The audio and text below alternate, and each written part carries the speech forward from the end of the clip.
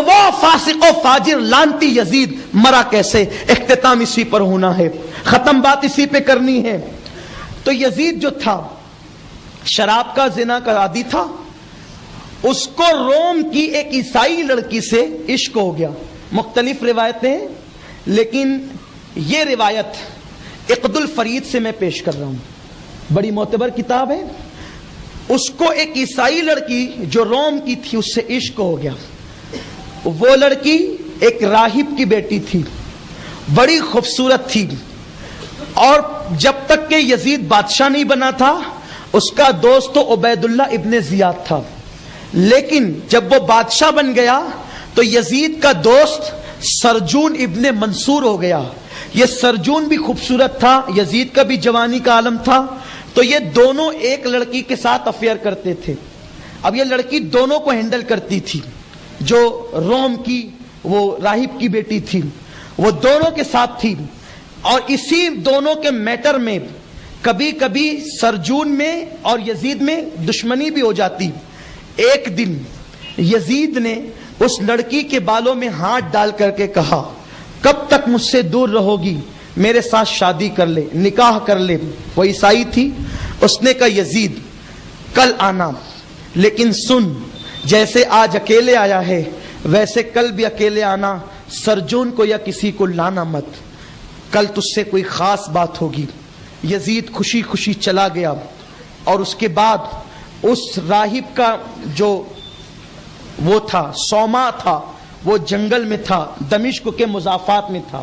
یہ آیا صبح کے وقت، اور آنے کے بعد اس لڑکی نے خنجر کو اپنے لباس میں چھپا لیا، اور چھپانے کے بعد اس کو جہاں لے جانا تھا وہاں شراب کا انتظام تھا۔ پھر اس کے بعد ایک ہی گھوڑے پر، عربی گھوڑے پر یہ دونوں بیٹھے، آگے وہ لڑکی تھی، پیچھے یزید تھا، اور گھوڑا تیز تیز وہ دوڑانے لگی۔ جب گھوڑا خوب تیز تیز دوڑا کر دونوں پسینے پسینے ہو گئے، اور پھر پسینہ انتہائی شباب پر آ گیا، تو پھر یہ ہوا کہ گھوڑا اس نے روک لیا۔ وہاں پہلے ہی سے شراب کے مٹکے تھے، اس نے اترنے کے بعد یزید کو شراب پیش کیا۔ یزید شراب پہ شراب پیتا رہا، اور اس کے بعد کہتا تھا بولو کب میری مراد پوری ہوگی؟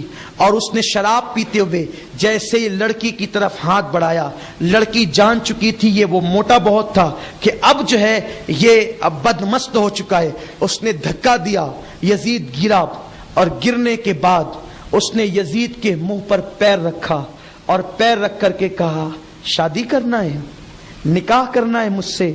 جو آل نبی کا وفادار نہ ہوا میرا کیا وفادار ہوگا؟ ایک عیسائی لڑکی، عیسائی راہب کی بیٹی کا قول ہے، جو اپنے نبی کی آل کا وفادار نہ ہوا میرا کیا وفادار ہوگا؟ اور اس نے اپنے پیروں سے اس کے منہ کو روندا، اور روننے کے بعد یزید نے کہا بہت پیاس لگی ہے۔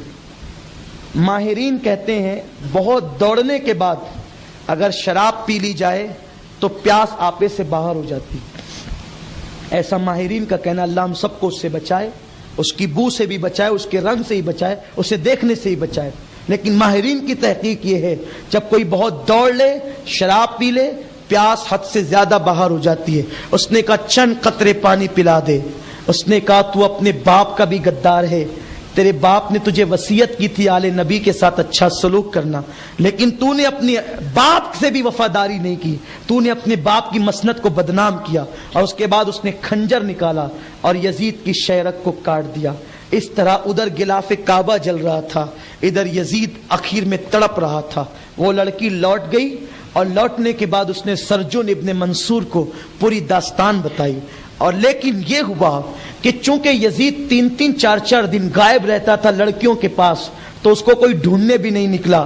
کہیں گیا ہوگا بدمستی کے لیے، کہیں گیا ہوگا عیاشی کے لیے، کہیں گیا ہوگا برائی کے لیے، لوٹ آئے گا۔ 5 دن تک جب وہ نہیں آیا تو لوگوں نے کہا اب ڈھونڈنا چاہیے۔ ڈھونڈتے ڈھونڈتے جب اس کو وہاں پر وہ گئے ہیں، جب ڈھونڈنے کے بعد اس جنگل میں پہنچے ہیں تو کیا دیکھا کہ یزید کے جسم میں کیڑے پڑے ہوئے ہیں، اور اس کا سر اس کے جسم سے الگ ہے۔ لوگوں نے کہا اب دمشق کو لے جانا مناسب نہیں ہے، اس کو یہیں پہ دفن کر دو، جنازے کی نماز پڑھے بغیر۔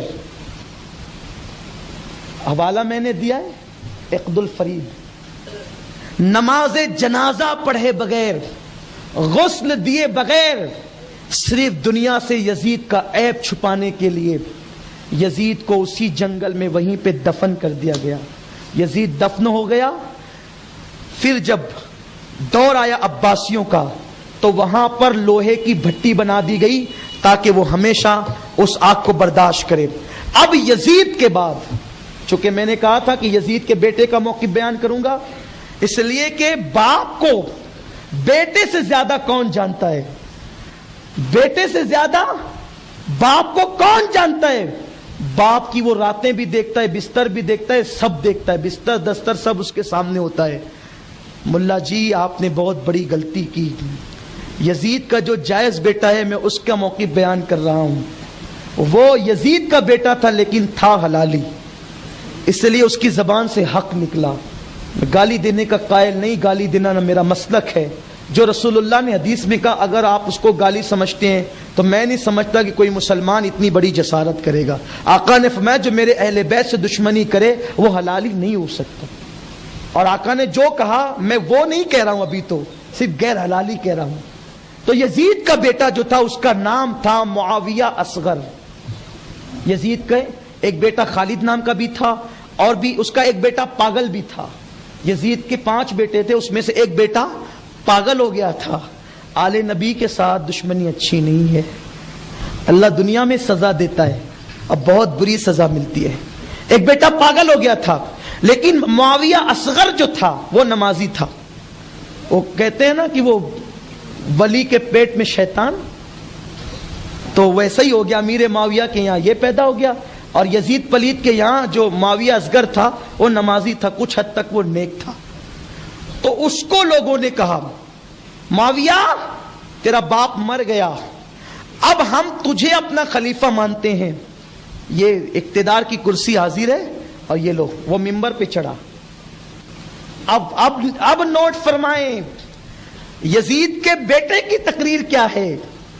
وہ ممبر پہ چڑھا اور اس نے کہا تمہاری محبتوں کا شکریہ، میں شکریہ ادا کرتا ہوں تمہاری محبتوں کا کہ تم لوگوں نے مجھے اس قابل سمجھا کہ تخت خلافت پر بٹھائے، لیکن سنو میرے باپ نے ظلم کیا، اور جس تخت پر، جملے نوٹ کریں، جس تخت پر آل نبی کے خون کے دھبے ہو میں اس تخت پر نہیں بیٹھ سکتا، جس تخت کے ساتھ آل نبی کی بددعا ہو وہ تخت مجھے نہیں چاہیے، اور میں اس تخت پر ہرگز نہ بیٹھوں گا جس تخت کے لیے نبی کے شہزادوں کو کربلا میں تڑپایا گیا ہے۔ اس لیے آج کے بعد کوئی مجھے تخت پر بیٹھنے کی گزارش نہ کرے، یہ کہہ کر ممبر سے نیچے اترا اور گھر میں گیا، پھر کبھی وہ باہر نہیں نکلا۔ چند دنوں کے بعد اس کا انتقال ہو گیا، اور جب اس کے جنازے کو باہر نکالا گیا اور پھر حضرت عبداللہ ابن زبیر رضی اللہ تعالیٰ کے ہاتھ میں لوگوں نے بیعت کر لی، مختار ثقفی اٹھا، اور یہ ایک طویل داستان ہے، اور 5 بیٹے اس کے ایسے ہی مرے، پھر اس کی اولاد دنیا میں باقی نہ رہی۔ 5 بیٹے رکھ کر بھی اولاد دنیا میں باقی نہ رہی۔ ایک امام زین العابدین سے ایسے ایسے ہیرے پیدا ہوئے، جعفر صادق، موسیٰ کاظم، علی رضا، محمد تقی، جناب نقی، علی جواد، حسن عسکری، غوث العظم، غریب نواز، وارث پاک، شاہ برکت اللہ، صابر کلیر، محبوب الہی نظام الدین اولیاء، حضرت سیدنا خواجہ قطب الدین بختیار کاکی، مخدوم اشرف جہانگیر سمنانی، یہ بڑے بڑے اولیاء، اکابر اولیاء، سید احمد کبیر رفاعی، سید احمد دسوقی، یہ سارے بڑے بڑے اولیاء اسی ایک امام زین العابدین سے جو ہے وہ دنیا میں تشریف لائے۔